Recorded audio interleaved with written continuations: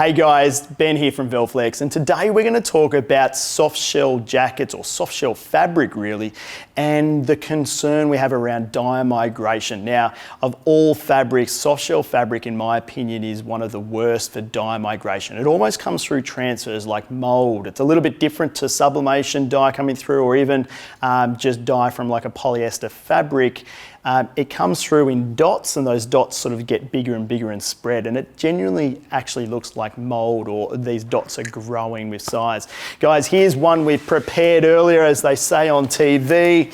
This here is a soft shell jacket that we pressed this transfer right here. Now, if anybody goes online and has a quick look, the Bushwhacker logo, it's like a banana yellow. It's almost like fluoro yellow in its brightness. It's extremely bright, and that's how that transfer was printed when it was pressed onto this soft shell jacket. And as you can see, look at the discoloration of the black dye coming through and discoloring that yellow.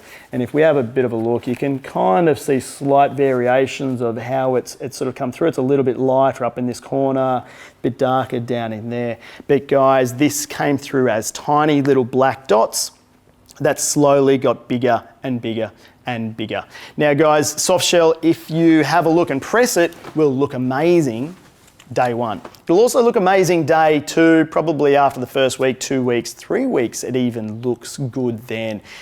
Dye migration from soft shell fabrics happens over time, and we're talking months, okay? So 1 month, 2 months, 3 months, that's when you're gonna start to see those impacts. So how and what can we do about it? There are lots of products out there, HTV vinyl products that are rated soft shell blockers, okay?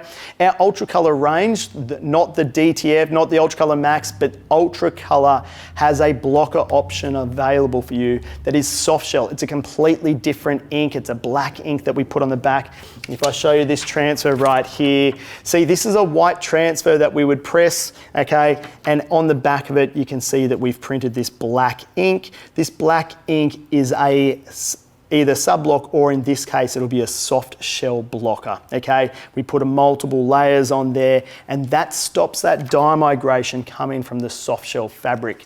Sub-blocking blockers are not even strong enough to stop the dye migration from soft shell. So you must make sure that you get a soft shell blocker to make sure that you stop that migration of dye from soft shell fabric over time, when we're talking about months, okay? Very, very important, because these jackets and garments are often not cheap. They're at the higher end, so we wanna make sure that the transfers last for months and months and months and look as good as the day that you press them. And that means you need a soft shell blocker. If we have a look here, we've just got some CAD vinyl. Now guys, I can tell you right now, this is in gold. If we talk about HTV, we have it in white, we have it in a number of colors. We also have it in gold and silver, and it has a soft shell blocker on the back. So if you're just doing one color stuff, you know, the name across the back, it might be across the back of the jacket or something like that. It might be for footy teams or anything like that. It might be on the front and it's just somebody's name, or it might be their coach or something like that, you know. Might be the rowing coach, whoever. If you're just doing single color, CAD cutting it out of the soft shell blocker vinyls is a great idea, really cost effective, easy to do, and you know you're not going to get that dye migration over time.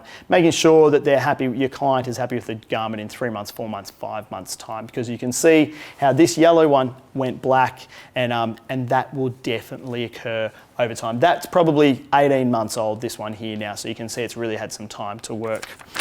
Guys, the other thing when we're talking about soft shell jackets and things like that is making sure that we can press around pockets and get a good application. Now, soft shell jackets are typically it's a polyester fabric, right? The soft shell is more around the dye and the way that it's actually made, but transfers will adhere to soft shell really, really well. You just got to be careful of zips and pockets and things like that. So as we're coming into the winter season, guys, see this here. If we were pressing, now we've got some pockets down here with zips, okay? We've got zips here on this side, we've got the zip through the middle. If I was wanting to press this, because there's a bit of bulk to it, okay, in terms of the size, I'd be wanting to slide this on. Now this particular jacket, if I slide this on here, right, it does fit, but it's just that perfect snug size, right? If I was doing some smaller sizes, like some of the ladies' jackets or even kids' size jackets and things like that, I may not be able to slide them on. I may have to lay them flat. But even this one here, if I have a look, even though it slides on, look where my pockets are right now, my zippers, okay? They're sitting on top, okay? Now, I don't have any concern about pressing over the top of the actual zip itself. That's going to be okay. But this actual metal clip right here, if I was pressing this under the top plate and it was being squashed by that with lots of pressure, there's every chance that one, I'm going to break the zipper, but two, I'm going to be denting and damaging my top plate as well. So if I can't zip that down and push it all the way to the back so that it's off, in this circumstance, just like that, if I wanted to be a little bit safer, a little bit smarter about it and I had it, I'd be using a smaller plate. Go for the smaller plate depending on how you want to do it, that sort of thing. But a smaller plate will allow you to make sure that your zippers and things like that, there's no chance of them being on the plate being pressed down by your top plate, okay? We don't want gouges, we don't want scratches on that top plate, and we also want to make sure that we don't break any zippers and things like that before we send it to the customer, because these, as I said earlier, are typically the higher end cost for jackets and garments and things like that. So guys, soft shell, we're getting into the winter season. If we're doing any soft shell jackets and things like that, make sure that we're thinking about good pressure, making sure that we're not pressing if we're pressing near zips and seams and things like that, we're making sure that we're getting good pressure. We might need to turn our pressure up, okay? We have to use a soft shell blocking transfer, okay, whether that's HTV or we're using it as UltraColour soft shell blocker transfer, okay? Make sure that you're using a good quality transfer for a good quality garment, okay? When you've pressed it on, making sure you don't get any dye migration. If you've got smaller base plates and things like that, make sure you're using them so that you don't damage zips and pockets and things like that. Guys, anything else, make sure you reach out to us, check our website, give us a call. Cheers, guys.